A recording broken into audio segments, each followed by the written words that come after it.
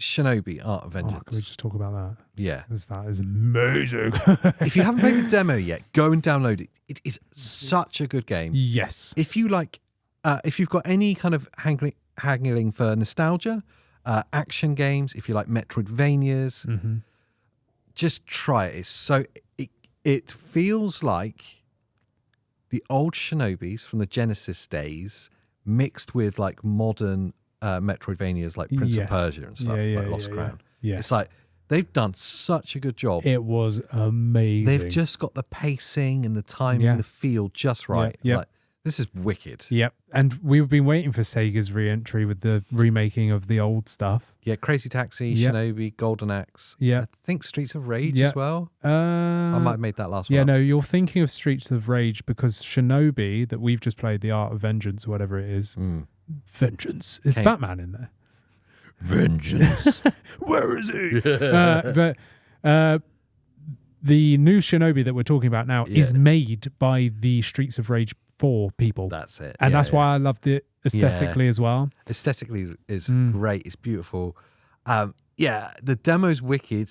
Amazing. And the beautiful thing with the demo is actually a bit like the Elliot demo, actually. It's a lot deeper than I'd expect a demo to be. Demo is like an hour long for me, and there's like bits you can side quest and like challenges and stuff you can do. Proper like Metroidvania style, but like Metroidvania light, I would call it. Yeah. Like, so it's not too harsh. And the game's like moderately difficult, but not like the boss unbelievably. at the end of the demo, the big boss at the end of it was like, it took me a couple of times to get through. Yes, like, he was tough, but in a good way, not like in a like I died a couple of times, but I was enjoying myself learning it. Like, how do I avoid that tornado thing? It's like how old do I do school, it? but not like punishing old school. Yeah. And because I downloaded the demo and I was going into it on a bit of a back foot. I was like, because I just played Shadow Labyrinth and I was really let down. We've talked about that on the channel a lot. Yeah.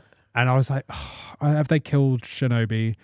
Loaded up the demo, and literally within 10 minutes, I was like, oh my God, this is amazing. And I was expecting the demo to end like very fast. Yes. An hour I spent on that. And as soon as it ended, I bought the game. I pre-ordered immediately. It reminded me of demos from like the 90s and early noughties where you'd get like a good 45-minute kind of demo. A proper stage. And a lot of us that grew up in that time, they were our entire experience of those games was the demo. Yes. Yeah. Because you'd never end up buying You'd get the magazine, you'd get the disc full of the things. But you know what I've noticed is, whilst I think now demos should be mandatory 100%. because people are missing out. This is the Game Pass situation. Yes. Once a game's on Game Pass, that's your demo. Like, play it. If it sucks, don't play it. If you like it, play it. And demos, because the amount of time I've bought games that it sucks, like Shadow Labyrinth, right? Demos are the saving grace. But what I've noticed is people only put out demos when they know they've got a good game. Yeah. So they know it's good. Yes. And they go, have this, play this, because you're going to buy it. Yeah. And without that demo, people would have been turned off. I wouldn't have bought Shinobi if I hadn't played the demo. And I feel like that's a bad thing. Out of all of the Sega remakes or relaunches that were coming, that was my least. Because out of the original Sega games, I liked that one the least. Yeah. I was like, was it Revenge of Shinobi? Was that's a really iconic one on Sega? Yeah, I think so. Yeah.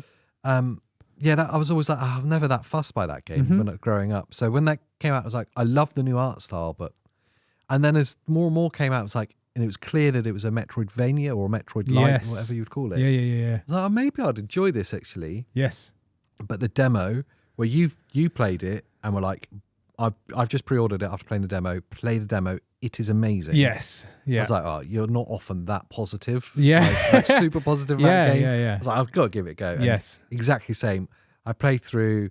I tried to do as much as I could. I felt the challenge of those the boss fights and stuff. I was like, this is wicked. And I went straight away and pre-ordered it. Yeah. I need to ask though, what did you play the demo on? My Ally X. Oh, I played it on the ROG. Yeah, so you played handheld? Oh, I only played it handheld. Yeah, on the Ally X. And I downloaded the demo from Steam. And it runs like a champ, like 120 FPS. 120 FPS. Oh yeah, at like 8 watts. So like I put the Ally into 13 watt mode, which is the lowest like default like power profile. And I had the little because I generally run games for the first sort of half an hour with the stats window up. So to make sure everything's all right. Then I turn it off because I don't care. If the game runs fine, I don't care what frame rate I'm at because it's got a VRR screen. as long as it's above like 45 or whatever, right? So I put it in lowest power profile mode. It was like 8 watts, 120 FPS. I'd capped it at that because it was trying to go above. So I was like, no, that's fine. And it was the best experience. Like input delay was non-existent. The Ally X's D-pad is fantastic. How did it look resolution-wise? 1080p locked. And like just looked It nice looked for it. fantastic. The art style shone. And now, so again, this is just more illustration for the whole point of this podcast. Yeah. I did it on the Switch 2. Yeah. Which doesn't have a D-pad to start off with. No, so I was using... This is a D-pad game. And I played it docked on the Switch 2. Okay. I just wanted to see what the art style looked like on the TV. Yeah. And then I thought maybe I'll play it handheld because it feels like a game you should play handheld. Yes. But I didn't end up doing that. I just played it. You just played it. I was locked in. I was sucked into it. I was just playing it. So I was using joysticks. Man, yeah, and do you know what? I just kind of got used to it. It was all right. Okay, it's fine. It was okay. You're wrong, but it's all right. I know it's wrong. I know I'm wrong. It's fine. But it was okay. But there's problems. There's Switch 2 problems. The problem here is it was running at 60. Okay. Which I was like, okay. That's cool. 60's cool. Yeah. I much prefer 120. Yes, which it should totally be capable which we have not seen yet on the Switch 2. Yeah, no. Well, you have in your favourite game. Welcome Tour. Yes. And there's a new like ice hockey puck game in there that does it. I don't know. Does I need to check again, but does what's the Gravity Racer called? Fast that Fusion. Doesn't do 120. Doesn't do 120. Does it? It's 60. Anyway, so it's locked at 60 or capped at 60 at least. And it runs at 60 and it's like, okay, this is cool and I can accept 60. 60's nice. It's nicer than 30. But the resolution is awful. Just going to say it's awful. It's really disappointing because I know the art style in that game is beautiful. Yeah. I've seen the trailers and the videos and stuff and it looks fantastic. This is stuck in just, I'm not even going to say upscaled, upstretched. Low resolution assets. Yeah. It's just low resolution assets. Just low resolution. That have been stretched out to a 4K panel. And it looks bad for it, man. And so I was like, why does this look so bad? And you kind of like dig around.